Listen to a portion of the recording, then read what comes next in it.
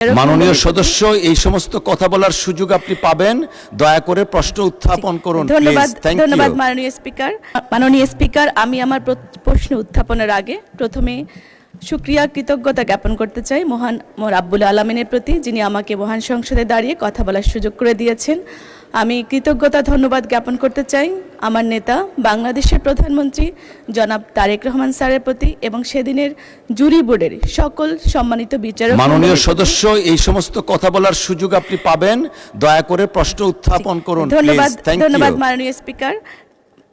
আমার প্রশ্নটি হচ্ছে, শ্রম ও কর্মসংস্থান মন্ত্রী মহোদয়, অনুগ্রহ করিয়া বলিবেন কি, রাষ্ট্র কাঠামো মেরামতের 31 দফার 17 নং দফায় বলা হইয়াছে, মুদ্রাস্ফীতির আলোকে শ্রমিকদের প্রাইস ইন্ডেক্স বেস ন্যায্য মজুরি নিশ্চিত করা হইবে।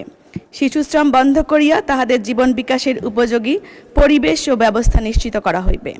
এই বিষয়ে নতুন বাজেটে কোনো পরিকল্পনা কিংবা বরাদ্দ রহিয়াছে কিনা এবং অপ্রাতিষ্ঠানিক খাতের শ্রমিকদের জন্য প্রাইভেট ফান্ড, পেনশন বা স্বাস্থ্য বীমার মতো সামাজিক নিরাপত্তা বেষ্টনীর পরিকল্পনা রহিয়াছে কিনা। ধন্যবাদ মাননীয় স্পিকার।